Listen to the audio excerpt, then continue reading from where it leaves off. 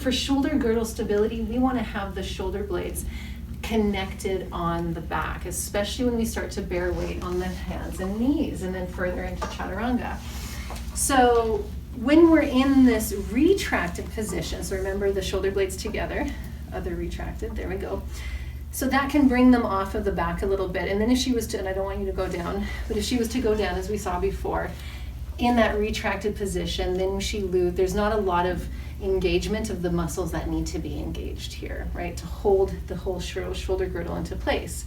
So let's go into a protracted shoulder.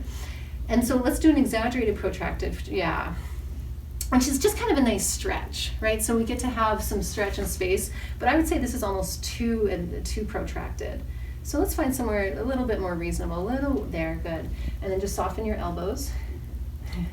And then externally rotate. And then notice how focusing on our arms took the focus away from here. So this is why one well done chaturanga is going to be very interesting. So come up a little bit more. And right now, just holding this, is this getting tiring? Mm-hmm. Yeah.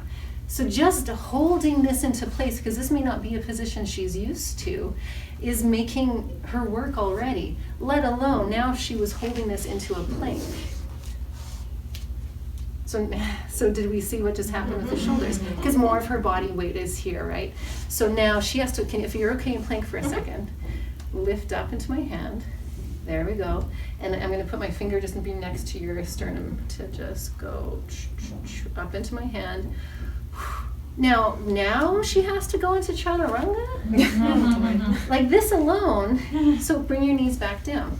So this is the first prep for chaturanga, is getting these large muscles of the back and armpits and core engaged in a really good way to be able to actually lower herself down.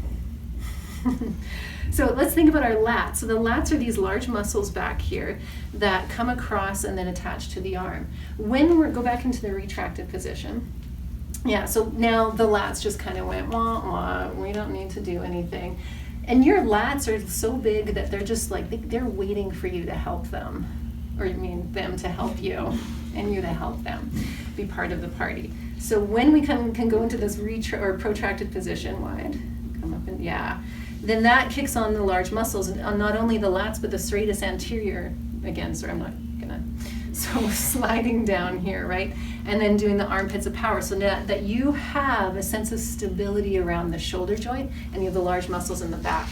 Now let's go down. Keep your knees down, and I want you to do the 90-degree, come, and then come back up.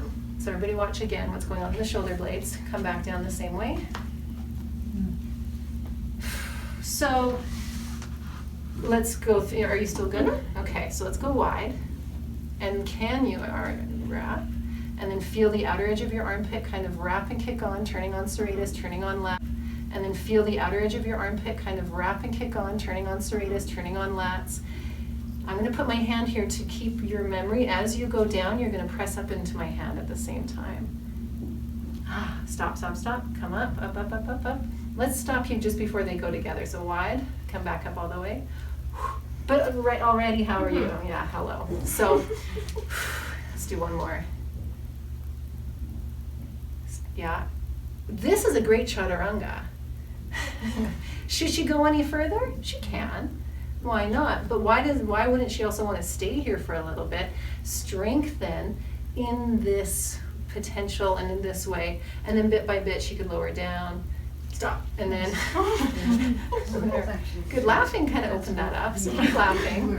And then look at her core working with me. I'll tickle you. Okay. That's very interesting. So this is what I observed.